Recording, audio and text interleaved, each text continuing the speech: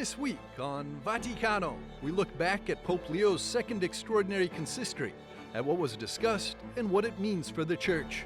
We then step inside the Pontifical Ecclesiastical Academy as it celebrates 325 years of forming papal diplomats.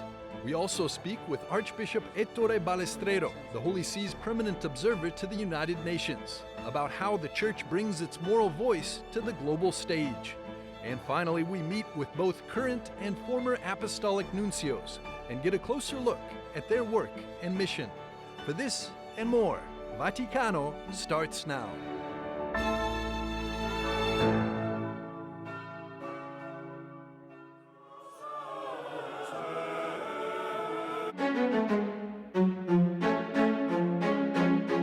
They wear red to symbolize the blood of the martyrs. They're the ones electing the vicar of Christ, and they're called the princes of the Church.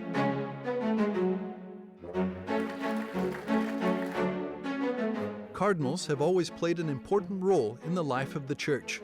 The College of Cardinals is also an important advisory body to the Pope.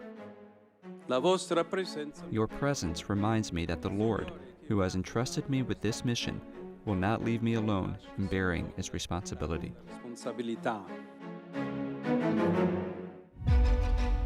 On June the 26th and 27th, 2026, Pope Leo XIV summoned 178 cardinals to Rome for an extraordinary consistory. Why? To learn better how to work together in the service of the Church, Pope Leo explained. To guide those discussions, the Holy Father proposed 4 central themes. All the themes we will address, our view of the world, peace, the common good, and synodality, converge on a single question. How can we help our churches today proclaim the gospel with greater fidelity, freedom, and credibility? But what exactly is a consistory, and why are they so important? Your consistory is a gathering of all the cardinals coming together for speaking one with another, the groups, and with the Holy Father, consulting him. The Pope can convene a consistory for a number of reasons. Most often, it's to create new cardinals or to vote on the causes of saints, the final stage before a canonization can officially take place. Alongside pressing issues such as the many wars and conflicts taking place around the world, Pope Leo also spoke with his cardinals about other major challenges facing the world and the Church today. Generally, the question of the great challenges for the Church today with the atheism, agnosticism. Also the Pope wrote the encyclica about the artificial intelligence, but not over the technique, but about the balance between the human dignity and this very advanced instruments. Even though these consistories can sometimes involve heated debates, Cardinal Müller believes it is essential that listening to God through the Holy Spirit remain the central focus. The most important reality in the Church is a veneration and adoration of God, and therefore we cannot make a gathering only speaking like a group of philosophers or politicians, but we are coming together, beginning with the liturgy and asking for the help of the Holy Spirit, Veni Creator Spiritus. Per ogni discepolo di Cristo, l'umiltà. Before becoming Pope, Cardinal Robert Francis Prevost himself participated in consistories as a cardinal. From 2023 to 2025, he was prefect of the Dicastery for Bishops. Cardinal Kurt Koch, head of the Dicastery for Promoting Christian Unity, recalls working with him. How would you describe the leadership style of Pope Leo? What can the Church expect from him? Cardinal Prevost, now Pope Leo XIV, is a very open-minded person. He is someone who strives for consensus and harmony. This does not exclude, but rather includes, the fact that he has clear convictions and a clear point of view.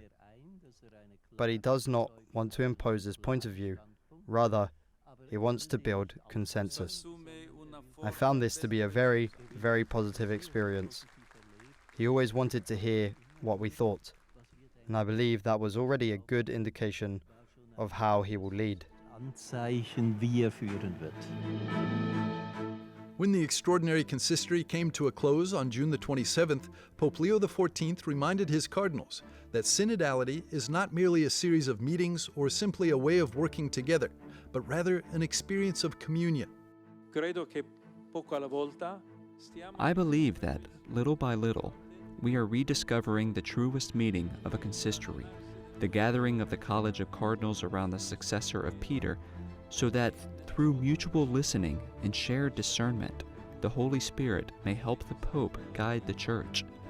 It is not a parliament nor a congress where opinions or interests prevail, but an experience of communion at the service of the mission.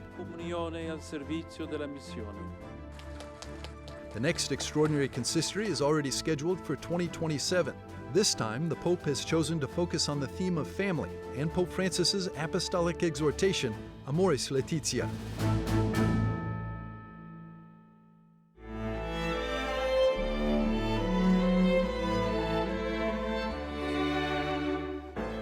In a few moments, we'll take you inside the Vatican school that has trained generations of papal diplomats.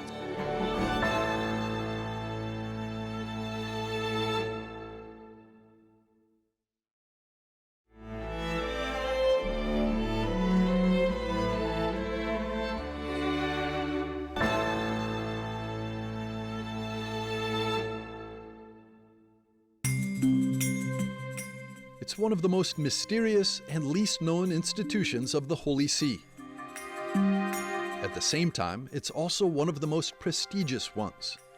The Pontifical Ecclesiastical Academy, housed in a magnificent palace in the heart of Rome in Piazza della Minerva, is the training ground for the Holy Father's future diplomatic representatives throughout the world.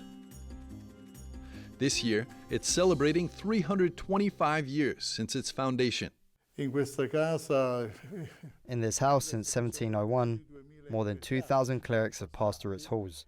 Among its former students are 5 popes, the most recent being Pope Paul VI, who was later canonized a saint, and 8 secretaries of state.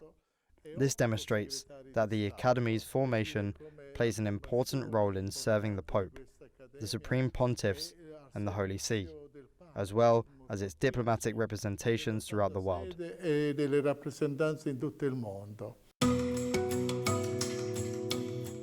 His Excellency Archbishop Salvatore Pennacchio has served as the president of the Academy since 2023. Through his many years of experience as Apostolic Nuncio in 11 different countries, among which Rwanda, Singapore, Cambodia, Nepal, and Poland, he enriches the institution with invaluable diplomatic experience. At this academy, there is no competitive entrance examination as there is in the civil diplomatic service. Candidates are recommended by bishops from all over the world. This year, there are 37 priest students, each with at least 2 years of pastoral experience and an average age of around 30, who are currently pursuing their studies here. Of these 37, 11 will soon be sent on the first diplomatic assignments.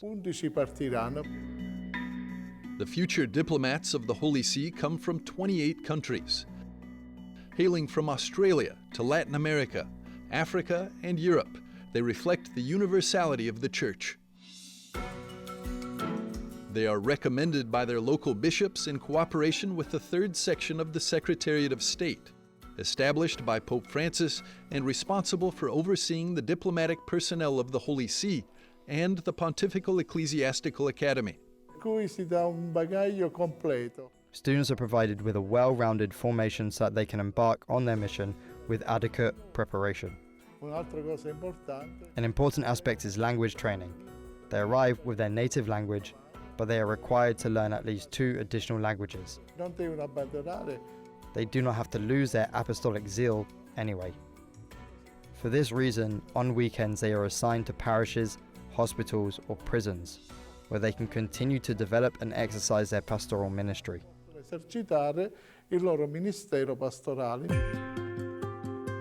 While the Academy was founded 325 years ago, the history of the Pope's representatives and their diplomatic relations with nations around the world dates back much further. The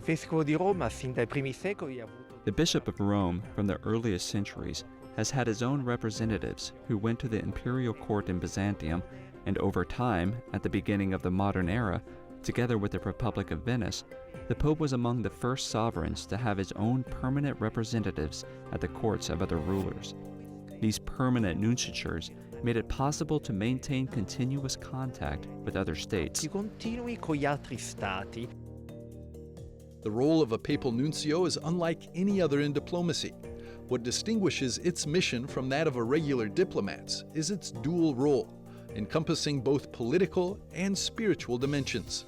Representation to the state is fundamental, because when one simply represents the Pope to bishops and the faithful, it remains a pastoral mission which does not provide access to the country's top leadership. When one is a nuncio, a true diplomat, the Minister of Foreign Affairs cannot refuse him an audience. It becomes a secure channel through which information, requests, and needs can be conveyed to the government in order to protect the interests of the Catholic Church. The Pope is among the best informed leaders in the world.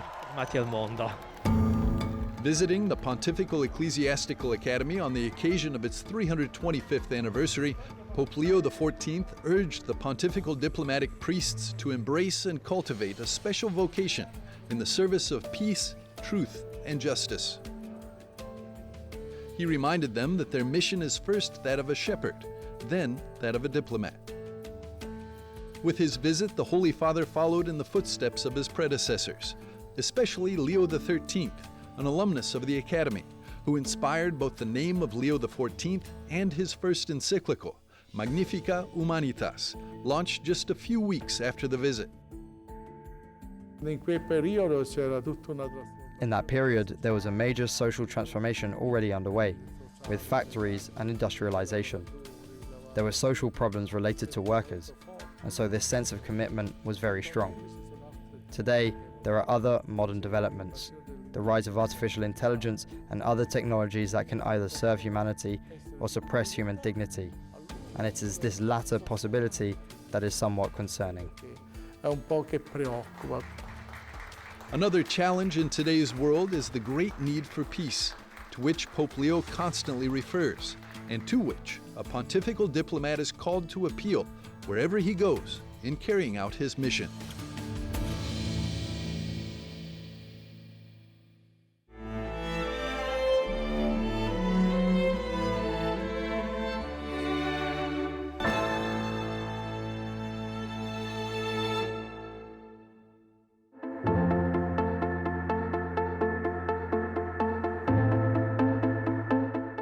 The Holy See may be the world's smallest sovereign state, but its mission extends far beyond the walls of the Vatican, even into the halls of international diplomacy.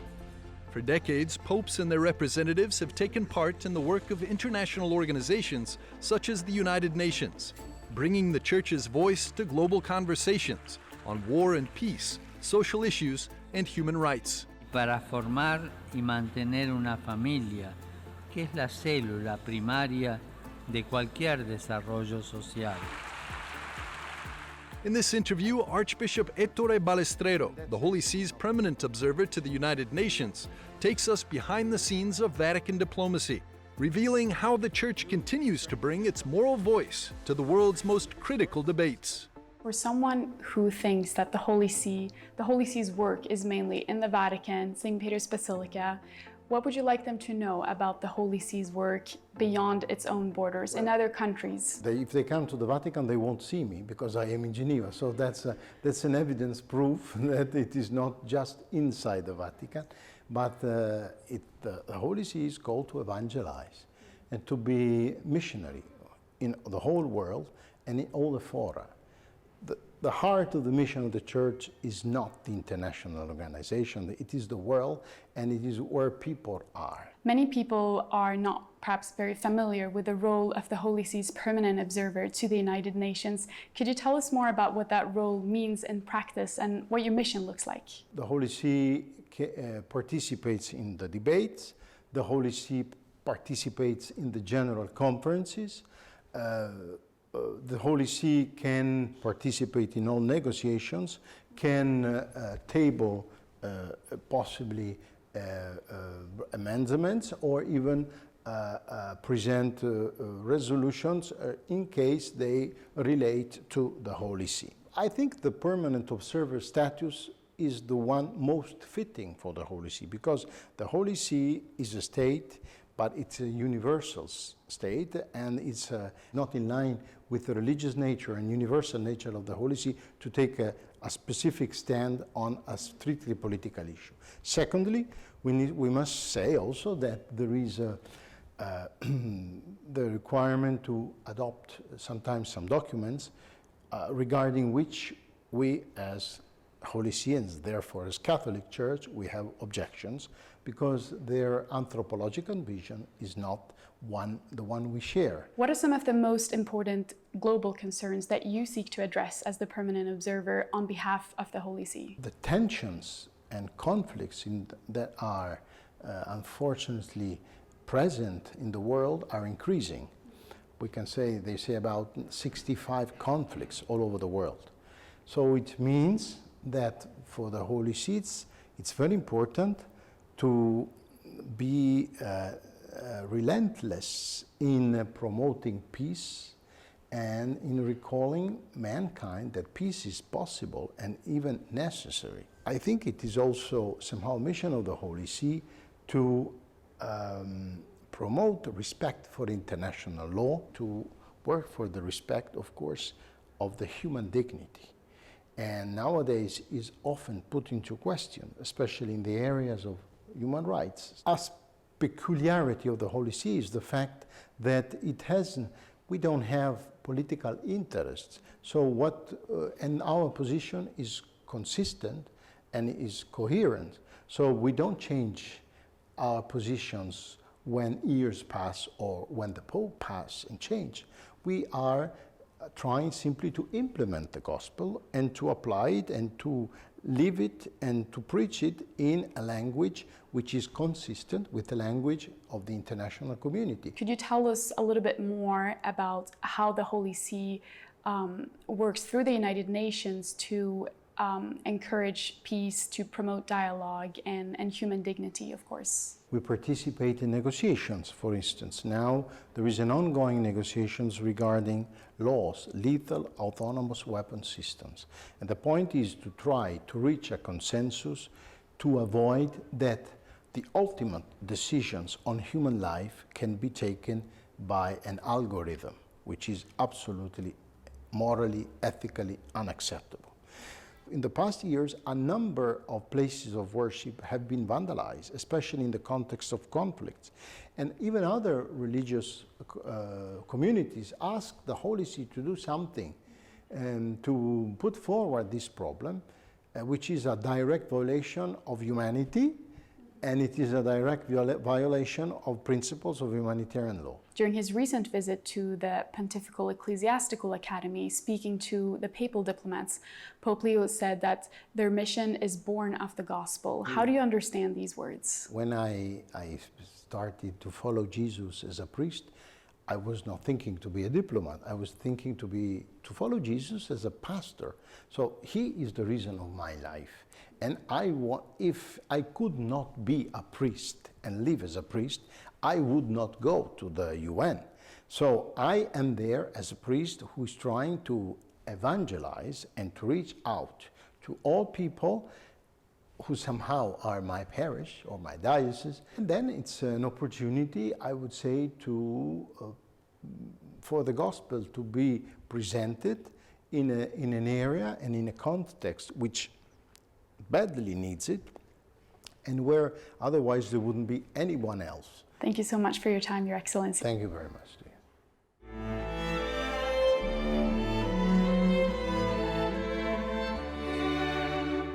We'll be back to meet some of the men who have carried the Pope's diplomatic mission around the globe.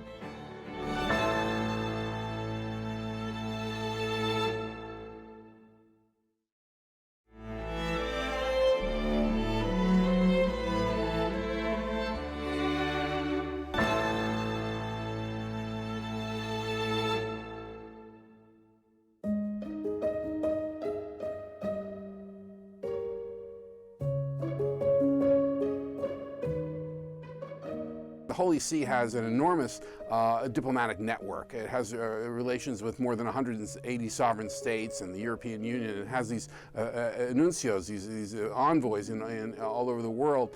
But beyond that, it has a capillary network through bishops, pastors, nuns, and Catholic laity all over the world, and it has a really is truly informed global consciousness because the Catholic Church is present practically everywhere. With a total of 184 nunciatures scattered throughout the world, the Holy See's diplomatic mission connects the Church with nations across the globe. The headquarters from which this mission is coordinated is the Vatican Secretariat of State. When we hear the Holy Father speaking, he'll always appeal for peace, for the peaceful solution of the conflicts everywhere. And the Secretary of State and the diplomacy of the Holy See is trying to put into action. Here, the world's smallest state coordinates one of the world's oldest and largest diplomatic networks. Vatican diplomacy is one of the oldest in the world, and it's not just wine that benefits from age, so does the wealth of experience that comes with it. Hardly anyone knows the inner workings of the Vatican as well as Archbishop Georg Ganswein. For 21 years, he served as the private secretary of Pope Benedict XVI, and under Pope Francis, he remained prefect of the papal household until 2020. In 2024, Pope Francis appointed Archbishop Ganswein as Apostolic Nuncio to Lithuania, Estonia, and Latvia. Here in Northern Europe, he serves as the Pope's representative to the Baltic states, which includes a wide range of responsibilities. A simple example: when a head of state is scheduled to visit the Vatican, the Apostolic Nuncio is asked for an assessment. What is the situation in the country? What are relations between the Church and the state like? What is the mood among the clergy? And so on. The same process takes place on the government side. This exchange of information and perspectives is extremely important.